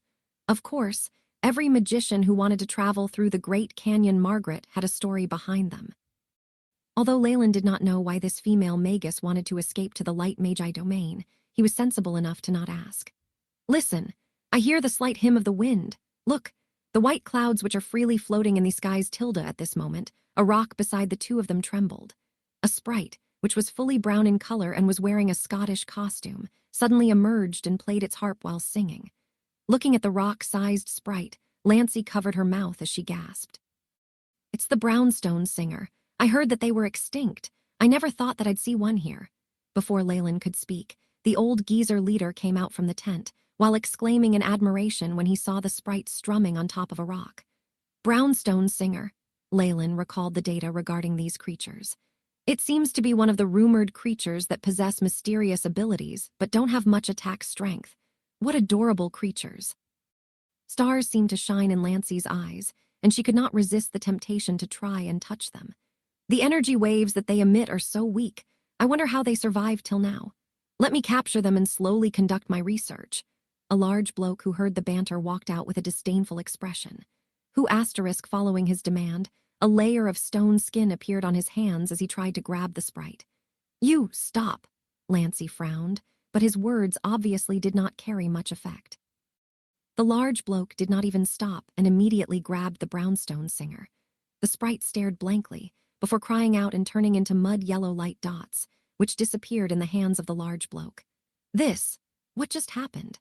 The brownstone singer is a creature that is naturally formed from nature. They are able to harmonize with the earth energy particles within the air. Magi who do not have an elemental essence conversion of 80% or above would not even be able to touch them. The old geezer leader said, moreover, they are really timid. After getting scared off by you, they might never come back, Leyland added on. Upon hearing what Leyland said, the old man was astounded as he looked at Leyland. I cannot believe that you actually know such information, which has been neglected by many. I just happened to come across it while reading an ancient compendium, Leyland replied modestly. At this moment, the discussion had aroused the curiosity of the others magi from the camp and brought them here. There's still a little bit more. Leyland looked at the huge bloke with a pitiful gaze. Legends have it that those who have been touched by a brownstone singer, regardless of their gender, would get pregnant. Limestone wasteland, are you kidding? Arg. The huge bloke had a sinister smile, but soon after he gave a miserable shriek. The surrounding magi also cried out in surprise, as if they'd seen something unbelievable. Right in front of them, the huge bloke's belly began to slowly swell, taking the shape of a bulge. Thinking back to what Leyland said earlier, Lancey was fearful yet relieved that she did not touch the brownstone singer like she wanted to. Looking at the big bloke freaking out and hurrying back into his tent, drinking and consuming all sorts of items with medicinal properties, smiles were seen hanging on the faces of all the people at the site. After appreciating the spectacle, they rested for the night and carried on their journey the next day. The huge bloke had also recovered, but his complexion did not look very good. Our magicians were concerned to induce an abortion or to do a cesarean section. It was a small and simple operation that even one man could handle. The effects of the brownstone singer might be frightening to a normal person, but for magicians, it was more of a practical joke than something to be feared. Due to the Grand Canyon Margaret's topography, it became a paradise for many exotic creatures. Legends have it that you can still find trails of those that were said to be endangered or extinct here. Leyland secretly thought, as he saddled the seated lupin wolf and watched the surroundings slowly changed into an ash-gray rocky forest. If it wasn't because of Grand Canyon Margaret's complex and ever-changing topography, and the huge sandstorm encircling it for a good part of the year, this canyon would have long become a natural resource mine for the magicians. As time slowly passed by, the ash-gray rocky forest around Leyland and the others became shorter and shorter. Eventually, their surrounding only had fragmented small stones, resembling a barren land. Limestone wasteland. We've already merged into the standard route. In the next 10 days or so, we'll be more at ease. But following this will be the frightful golden desert, where the Carry vultures gather. Everyone should maintain their energy and prepare for the upcoming battle. The lead, an old geezer, yelled uninterrupted as he rode a seated lupin wolf that had a few strands of white beard on its face. Limestone wasteland. AI Chip, bring out the map. Leyland slightly lowered his head as a projection that only he could see was emitted. On a simple map, there were general markings of the danger zones within the Grand Canyon Margaret. In the center, there was a twisted green route that was linked from one side of the map to the other. Carry Vulture's gathering place was marked with an eye-catching red font that was in the center of the green line which they have to pass through. On the other two sides of the route, there were other extremely dangerous zones marked scarlet, which indicated that they cannot be traversed. This only meant that making a detour was impossible. If Leyland and the rest want to safely get across the Grand Canyon Margaret, the only way was to banish the Carry vultures obstructing the route. Limestone wasteland. Leyland found the range of the limestone wasteland on the blue map. It was a big ash-gray region. Small words were written beside the region. Limestone wasteland, verified as having an extremely low level of risk, and no high-energy life form was ever seen. Obviously, the Grand Canyon Margaret was explored by countless magicians on both sides, and this was the best route to take to get across the canyon as it held the least risk. As expected, once they entered the limestone wasteland, Leyland felt the seated lupin wolf's muscles and fur slightly loosen up, as if entering a relatively relaxed state. The concentration of energy in the air here is very less, as if the air has some kind of leakage and causes the energy within it to be vaporized. Leyland snapped his fingers, and a small ball of flame appeared on his palm. It trembled in the breeze as if it could be extinguished at any time. If it were outside of this area, this small flaming wisp would be burning brightly, several folds brightly than now, and its power would have been 1 degree or more. AI chip, calculate this flame's power. Beep. Mission objective noted. Analyzing the target. Completed. Flame's power is 0.4238 degrees. The AI chip outputted the required data very quickly. As expected, the energy concentration in the air has been reduced. To cast spells here with complete power will cost even more strength than if cast outside of this place. Magicians and magical beasts all use the energy particles within the air to perform all sorts of unimaginable and marvelous magic. If the energy concentration in the air was less, the power of the spell cast will also be reduced. Moreover, if a living being stayed in this place for a long time, it might undergo mutation. As for those beings who knew magic, they would abhor these kinds of regions. This type of area, the limestone desert, looks like it was caused by a war between two highly ranked magi, as stated in the Book of Giant Serpent. Leyland now begins to believe the legend. The Grand Canyon Margaret was created by two great magi during their battle. But the limestone wasteland's desert-like appearance was a good thing for travelers like them. At least, there was no need to worry about random, exotic species ambushing them along the way. They could rest and conserve energy. This tranquil life lasted 15 days. Along the way, they experienced some bad weather and other situations. But it was not an issue for Leyland, who was a well-prepared magician. The night before they were to walk out of this limestone wasteland, the old geezer, who was leading them all, and Lancey, gathered the 6 magi. Starting tomorrow, we will be out of the limestone desert and entering the golden desert. Under the illuminating flame, the old geezer's wrinkled face showed uncertainty as his pair of pupils shone. At the heart of the golden desert, the 3rd supply spot that we will pass by has been occupied by the abominable Carry vultures. The reason why we formed small teams was mostly for this. Now, it's time to make the final decision. The old and tiny geezer looked around. Will we kill the Vulture King as mentioned before, or merely expel them? What else? Of course, we kill it. The huge bloke who was teased by the brownstone singer took the lead and voiced out first. Materials made from the Vulture King can be sold for sell tens of thousands of magic crystals, and bar owners from both ends of the canyon will give extra rewards. Is there anything better than this? This was mentioned by the bartender from the Broken Axe Pub, who gave this small team an impromptu mission. Kill the Carry Vulture King. Do not let it leave alive. Once this is done, not only will the materials obtained from the Vulture King belong entirely to the group, the pubs on both sides will also give a generous amount of magic crystals as a reward. Because of the existence of the Carry vultures, it had caused issues for cargoes that were transported back and forth the canyon. It seems that the people involved can no longer tolerate it, and the Carry vultures were very vengeful creatures. If the Vulture King wasn't killed, it would gather more of its kind and hunt down any visible magi. The impromptu team Leyland was with had a short discussion at the bar and agreed to the bartender's proposal. After all, official magi all lacked resources. They couldn't afford to miss any opportunity to accumulate more resources. What the old geezer had put forward was only to make a final confirmation. Of course. Well, did we not agree on this before? The huge bloke's words caused a resonance, and Leyland gently agreed. As long as it was appropriate, he did not mind giving his vote and gain some magic crystals. Great!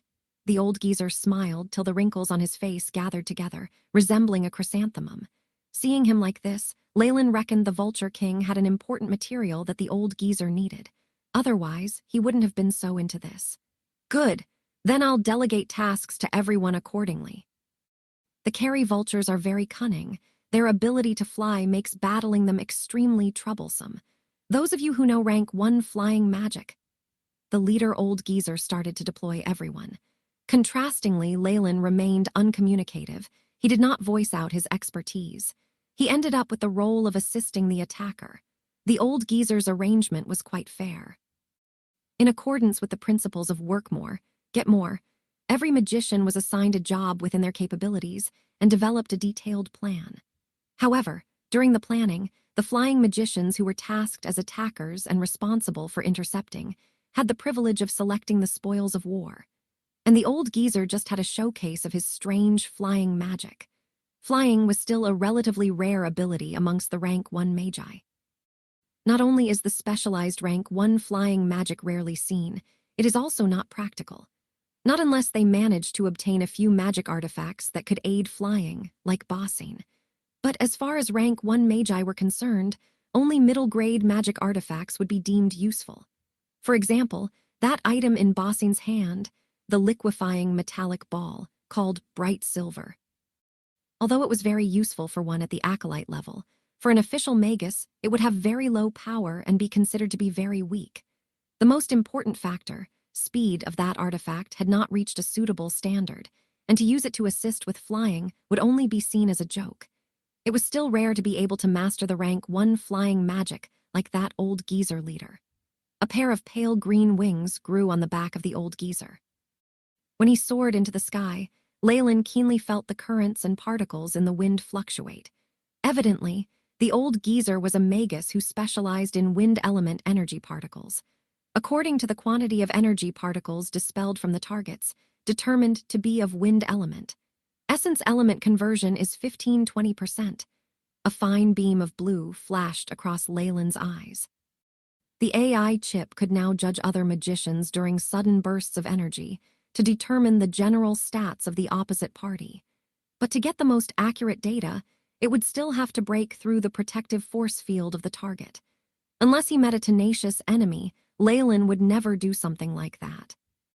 Before a rank 1 magi's force field can be broken, the moment Leyland uses AI chip to break through into the opponent's protective force field, it's as if Leyland had used his hands to peel off the other party's clothes. It would definitely lead to some extreme hatred from the other party.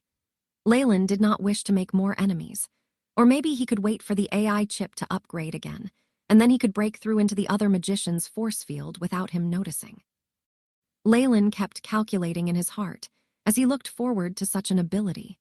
Sentinel slate, the rain drizzled continuously, as if like a thread of yarn. It pelted onto the tarpaulin Leyland had draped over his shoulders. It gave a cooling sensation. Riding on the seated lupin wolf that had a night's rest, Leyland appeared tranquil as he peered through the ashy haze, trying to look at the scenery ahead. Whoosh, it was as if the curtains were pulled apart. Leyland felt like he had rushed out of a dense fog as extremely dazzling sunlight directly shined on them. Rustling wolf claws slowly sunk into the countless grains of sand they were stepping on. The rain-filled, dark clouds had gradually dispersed, and now the fiery sun had taken over the sky. It brought with it burning hot rays of brilliance which constantly spread across the wide desert. From what they could see, there was a field of gold as well as modulating levels of sand dunes. Golden desert, we've arrived. Leyland felt the surrounding temperature increasing constantly. It must have gone up by at least 20 degrees since the rain earlier. The sweltering humidity continuously flooded into the tarpaulin, and even with Leyland's constitution, he felt a little uncomfortable. Crash, he hastily removed the tarpaulin and stripped off some clothes, and even then he only felt a little better. This sudden change in temperature within the Grand Canyon Margaret was not unusual. If ordinary people came here, it would have been a torment for them. However, for Leyland and his group, it was only a wee bit troublesome. Ow-woo-wo, the leading seated lupin wolf howled, and the rest of the wolves that were being ridden by the others also howled. It wasn't clear if these howls were due to excitement or was meant as a warning. With the howling of the wolves, Leyland noted that the body hairs on the seated lupin wolf began to change. The seated lupin wolves had black fur, and only the head had a touch of bright red fur. But now in the hot sunlight, the wolf's hair color gradually faded. Finally, it completely transformed into a pale white color, then a streak of light blue lighted up from the wolf's body. The whole piece fur turned ice blue. An icy breath emitted from the back of the wolf. The icy cool feeling was very comfortable, especially in this desert. It actually even knows of the uses and the difference between thermal absorption properties of light and dark colors. Leyland could not help but to gasp in amazement of the adaptability of the seated lupin wolf. Under the scorching rays of the sun, the ice blue fur was not affected by the heat as much as the dark fur. As for the fact that the seated lupin wolf knew of these, it made Leyland feel somewhat shocked. Moreover, they even applied the slight use of ice element energy particles. The seated lupin wolf was undoubtedly the best creature to traverse the terrains of the Great Canyon Margaret. The 6 huge wolves with icy blue fur gave off a chilly sensation. They very soon proceeded on their journey along with the Magi riding on them, and stepped into the golden desert, which was 10 times more dangerous than the limestone wasteland. Under the scorching rays, Leyland gulped down some more water. With his vision and the AI chip's detection, he had already discovered many dangerous creatures in the nearby desert. To put it bluntly, the level of danger in the limestone wasteland was the lowest in all of the terrains within the Great Canyon Margaret. A dozen days before, the journey for Leyland and the others were extremely relaxed. There was no difference from an excursion, and the dangerous creatures they met were rare. However, things were obviously different in here. With the slightest observation, Leyland already discovered many dangerous life forms concealed within the sand dunes. Six-eyed poison snake, golden scorpion, toxic compound eye lizard were a few creatures that Leyland saw before in illustrations as they continued to appear before his eyes. There were even some grotesquely shaped creatures. The energy density in the air here has even been replicated. It's even higher than in the outside world. No wonder there are so many troublesome things. Feeling the energy particles that filled the air, Leyland gasped slightly. Everyone, keep your spirits raised. The dangers in the Golden Desert cannot be compared with the limestone wasteland. The female Magus, called Lancy, shouted. Even without her reminder, the other Magi present had already recollected their absent-minded pace from before. One can loosen their guard occasionally in the limestone wasteland, but if they chose to do the same in the Golden Desert, they were foolish and seeking for death. Those magicians who were able to advance into a rank 1 Magus were seldom such people. Ow! Just then, Lancy's steed let off a howl. Its huge claws were raised, and its sharp claws at tip slashed down with a cold glint of light. Pat asterisk suddenly, a black scorpion with the image of an eye appeared in front of where the wolf was. It was patted down by the sharp claws of wolf as it continuously writhed its body and hissed. Kacha, the seated lupin wolf, dropped its jaws and opened its gory mouth as it placed the scorpion into its jaws. The razor-sharp mandible continued to chew, bringing along the snapping sounds of the scorpion's bones being crunched. Such a life form can be settled by the seated lupin wolf. However, dangerous creatures such as the Carry vultures must be dealt by us personally. Lancy slighted nudged her steed forward and said to the Magi behind her. This is. Where the seated lupin wolf had attacked earlier, it sent a huge amount of sand flying in the air, and Leyland spotted several grains of gold within it. He reached his hand forward and grasped a handful of gold sand in his hands. In the middle of the normal grains of sand, several golden grains were mixed in with it. Its weight was also heavier than the others by a large margin. Golden sand. Leyland looked at the gold, which seemed to be alluring, and was somewhat speechless. Golden Desert, this here is the real Golden Desert. If it was the secular world, it will definitely cause chaos. A pity, however. With a look of contempt, Leyland flung the gold sand back onto the ground. To magicians, only the magic crystals, the ingredients which could stimulate the spiritual force, and the various advanced information was considered to be the real currency. As for the gold belonging the secular world, apart from its uses as an ingredient, it was no different from regular metals. Moreover, the Golden Desert was situated inside the Great Canyon Margaret, an area forbidden to regular humans. To traverse, it also required the employment of the highly expensive seated lupin wolves. Thinking of the cost of excavation would already frighten the kings in many dukedoms. Leyland only felt some pity regarding the golden sand, but he very soon regained his composure. The AI chip's detection had been activated by him all along as his eyes surveyed the surroundings. In the Golden Desert, one must always be on alert. The 6 giant, icy blue wolves seemed to be 6 small boats in the golden desert as they continuously plodded on. After the sky gradually darkened, the temperature in the desert also dropped. At this moment, the seated lupin wolf gave off warmth. Their furs also turned back to black, as if storing the heat from daytime. Today, I shall stand guard during the night.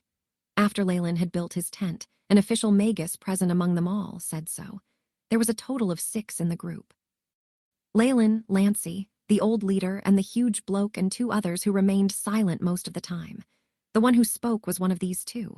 These 2 magi had gray robes on at all times and seldom spoke. Their personality was also extremely antisocial.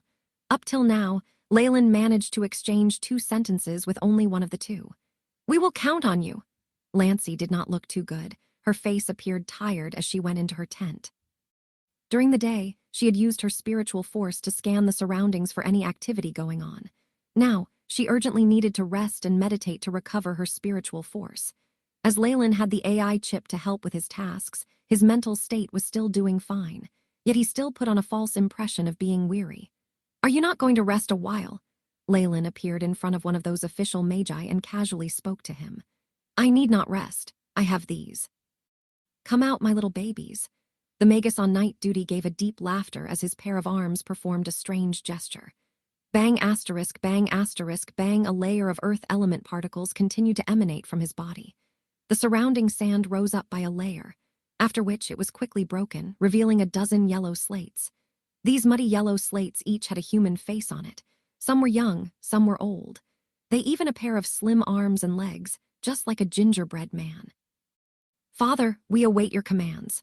A dozen stone slate people knelt on one knee in front of the Magus on night duty. "Very well, you all shall guard the night for me. You are in charge of." The night guard Magus nodded his head and unrestrainedly began giving out orders. "Sentinel slates." Leyland was bewildered. These creatures were very similar to the sentinel slates in the database of the AI chip, yet it seemed like a creature of a higher level. "It's a rank 1 sentinel slate, but they have undergone modifications from me," the night duty Magus declared proudly. After becoming an official Magus, magicians will often attempt to modify and improve some rank 1 spells and even the rank 0 spells of acolytes. Once they were successful, it could absolutely turn into a unique trump card, or it could be sold in exchange for a large amount of resources. A pity that these things and finding replacement potions were the same. Unless one was extremely lucky to chance across it, or only after undergoing a vast amount of experiments would it be possible to see results. It's really quite a remarkable spell. Several traces of admiration, which was just right, appeared on Leyland's face, turning the gaze of the spellcaster gentler towards him. "Let's go. The sentinel slates originally have to use of acting as a warning. After my modification, their detection abilities can span a dozen miles." The Magus on night duty said. Leyland looked at the sentinel slates, which, having received orders, hurriedly ran to the outer area of the camp encirclement, using the sand to conceal their own bodies. Along with the sand that continuously trickled down, the energy waves of the slate got smaller, finally turning into an untraceable spell. Leyland could not help but approve in silence. Any Magus would have their own trump card. Once they were disregarded, it would definitely be a painful experience. Deep in the night, Leyland, who was in a light sleep, heard an ear-piercing scream. "Hurry, get up, we have trouble." The earlier Magus, who was on guard duty, went into the individual tents and his face showing utter exasperation. "What happened?" Lancey's expression was the worst. There were several spots on her body where the robes were not yet arranged, as it revealed her alluring flesh. A pity nobody at the scene bothered to have another look. A golden giant is in the process of moving towards us," the Magus on night duty exclaimed hurriedly. "The sentinel slate used to alert the others have been completely eaten by it, too. F***CK. After hearing these words, golden giant, Leyland quickly heard the startled oaths of nearby magi. The golden giant was a type of elemental species. Its power was close to that of a fully converted elemental Magus. On top of that, it has its own unique racial talents. Only a rank 2 Magus had the capabilities to thoroughly kill or banish it. Wasn't it said that the golden giants from the golden desert are extinct? Furthermore, it appeared conveniently in our way. The old leader clenched his jaws in a state of madness. His eyes emitted a green radiance. "Can we avoid it for the time being?" Lancey suggested. The golden desert is so huge, he might not be able to find us. I am afraid not. Leyland was the first to interject. The golden giants have a natural instinct to chase species with high energy levels. The energy propagating from our bodies acts like a lamp in the darkness for the giant's eyes. The more we move, the more likely the golden giant will assault us. If that is the case, what should we do? A look of despair appeared on Lancey's face. Unless we have a rank 2 Magus within our party, we will all fail to escape the assault of the golden giant. There is a large gulf of difference in power level between the official magi of different rankings, Leyland, and his party of 6, were only slightly stronger than a rank 1 Magus. They would even have difficulties going head-on with a semi-converted elemental Magus. They had no chance of surviving an encounter with a fully converted elemental golden giant. Semi-elemental conversions refer to magi whose elemental essence conversion has reached a level of 50% and above. At this stage, their increase in magical power due to the elemental essence conversion starts to become very obvious. When faced with budding warlocks, they held a great advantage. While Leyland was still an acolyte, he had an encounter with a semi-converted storm elemental sprite while on the dirigible. If not for the fact that there was a large gathering of magi from the different academies, the only outcome would have been death. In the current predicament, Leyland had to face something far more powerful and dangerous than the semi-converted storm elemental sprite. Perhaps we should scatter and escape in different directions. The large bloke hesitated for a while before suggesting. Upon hearing the suggestion, the magi present entered a state of silence and eyes started flickering non-stop. "Are you people mad?" The old geezer interrupted the large bloke in a fit of anger. "If we fled in different directions, can you guarantee that you individuals are lucky enough to escape the assault of the golden giant? Furthermore, what will you do after you reach the Carry Vulture's territory?" The two sharp questions abruptly brought about a deeper silence. After fleeing in different directions, they could once again head towards the intended destination. If they were lucky, there was even a chance of heading back to Broken Axe Pub. However, this was only the last resort. The magi will not accept their foul fate just like that. "Quick! Another 3 of my babies are dead," the night shift Magus said with a heavier breath than before. "Maybe we could use the Sentinel Slate along with a rune which dissipates energy continuously to distract the golden giant. While it is distracted, we could do our best to restrain the energy emitted from our bodies and sneak away. If it fails, we could do as mentioned earlier and scatter in different directions." In the midst of silence, Leyland suddenly spoke up. "Although this plan is unreliable, we obviously have no better options." The old geezer let out a sign of deep resignation and pointed at Leyland. "We will do as he says. I happen to have the material for a few sentinel slates." Following which, he handed out vials filled with gray powders to the night shift Magus. Having looked at the materials handed out by the old geezer, the night shift Magus displayed a look of unwillingness. However, he still received the materials from the old geezer. "All right, let's try it, but I cannot guarantee that it will work." Soon after the chants from the night shift Magus, a few pieces of sentinel slates that resembled the destroyed one rose up from the sands. At this moment, the people in the camp could clearly see a golden glow appearing in the eastern direction. This glow was like the sun dissipating the darkness and brought about a glimmer of warmth. In front of the solar disk was the colossal shadow of a giant. The giant's body radiated a golden light. It was armored very simply. A leather armor on this upper body with an iron hoop in the middle that joined the 2 shoulder pads. On the shoulders rested the head of the giant with rigid face lines that looked like it was caused by the scrapes and slashes of weapons. The tangerine hair on top of its head looked like it was burning mightily. "Beep, high-energy species life forms spotted, determined to be a golden giant, recommended to leave immediately." At the same instant, the AI chip displayed out of a red warning screen. "Quick, quick!" The old geezer's voice was filled with urgency. "I know a few energy concentration runes, hopefully it is of use." The other usually quiet Magus stood up and said, following which he applied what looked like a mixture of circular and triangular runes on the sentinel slate. After the rune was inscribed, it radiated brightly, and suddenly a power energy surged out from the sentinel slate. This enormous energy fluctuated chaotically, causing the golden giant to let out a roar and accelerate towards it. "Nice! It grabbed the golden giant's attention," Lancey exclaimed happily. "Let's add this on top." Leyland uncorked a red test tube and poured its content on the inscribed sentinel slate. After the liquid from the red test tube assimilated fully into the sentinel slate, the sentinels let out angry snarls and transformed to be bigger and with stronger limbs. Hopefully, this will help them hold out longer. Leyland tossed away the empty test tube. The energy propagating out of his body was reduced from that of an official Magus to a normal person. This was done using the transfiguration spell. It diluted the level of energy propagating from his body. After which, he went over to his seated lupin wolf, placed a cover over the wolf's mouth, and gave it a pat on its head. The seated lupin wolf seemed to be aware of the presence of the incoming golden giant. It got low to the floor with limbs trembling and waited for Leyland's command. The other Magus followed Leyland's action. They also used the protection of the environment to conceal their whole body. Finally, the golden giant was nearer to the camp. It was less than only 500 meters away. At this sort of distance, Leyland was able to see clearly every single hair on the giant. "It's up to you now, babies, attack! Attack! For our father!" The burly and buffed-up sentinel slates roared. Some of them rushed head on towards the golden giant while the others split up and ran in different directions. Whether it was the brave sentinel slates who charged heads on towards the golden giant or the others who ran in different directions, their bodies carried a large source of energy which pulsated out of them. The energy was almost like that of a rank 1 Magus. KJFL, the golden giant let out an unknown type of shout as if swearing.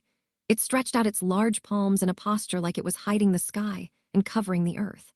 It pushed against the ground and dredged up the earth. A few of the sentinels were picked up by the golden giant for glory, for protection. The sentinel slates roared as their little fists rained down upon the giant's large arm. Creak crunch! The large golden giant placed the captured sentinels directly into the mouth. It sounded as if he was chewing through biscuits. After ingesting the sentinel slates, the golden giant let out a loud roar and chased after the fleeing sentinel slates with large strides. "Now!" The old geezer's voice was soft. 6 men covertly pulled the seated lupin wolf and left the camp area. Everyone was doing their utmost to contain the energy pulsating from their bodies. There was even a cover on the seated lupin wolf's body. Like moles, they stealthily left the area. The golden giant shouted at the fleeing sentinel slates and chased after them. It never gave the camp a second look. "Run!" someone exclaimed softly after the golden glow disappeared. Without hesitation, everyone ran at the speed of light. Crash! The wolf pack ran past, kicking up a dust of sand and stones. The dust glittered a faint glow of gold. Leyland and the party had been on the run without a break ever since he was disturbed from his rest state at the camp. This, coupled with the golden giant incident, had caused Leyland to have an unhealthy complexion. From the pitch-black darkness of the night to a fully risen sun, almost half a day had passed while on the run. However, the thought of the golden giant spurred the party on, and nobody grumbled about the lack of rest. "We were lucky the golden giant does not seem to have high intelligence. It only knows how to mindlessly chase after high-energy life forms. If not, the stealth attempt yesterday would have failed. It was a really suspenseful situation." Leyland felt a lingering fear in his heart. Although he has advanced his magical powers and is considered to be someone of considerable power in the world of Magus, the golden giant was something that was entirely out of his league. However, the golden giant is an elemental species. It does not have a bloodline. If not, I would rather like to have a few drops of the golden giant's blood for my experiments. Leyland's eyes betrayed a glimpse of regret. There were countless types of mythical species in the Magus world. The golden giant belonged to the elemental species. Its whole body is made up of various types of elements and minerals. There is not even a drip of blood in it. Naturally, there will be no bloodline. In ancient times, the paths to becoming a Magus were many. The Warlocks chose the path of the bloodline, and obviously the golden giant chose a different path. There are different paths to reach the pinnacle. Leyland's plan was to follow the path of the Warlock. "Shall we rest? If we do not meditate and recuperate our spiritual force," Lancey's voice was heard from the front of the party. She traveled together with the old geezer on the seated lupin wolf. All magi make use of both their spiritual force and magic power to perform miraculous magic. Due to the golden giant incident yesterday and the constant traveling, the 6 magi were unable to meditate to recuperate their spiritual energy. Looks of exhaustion were spread across their faces. "No need for that. We are yet to be out of the danger zone. The golden giant might catch up to us any time soon. The wind carried the old geezer's reply, though the party. After hearing the old geezer's reply, the party sank into a solemn silence and carried on with their hasty escape. The Magi feared the golden giant more than any other dangers in the golden desert.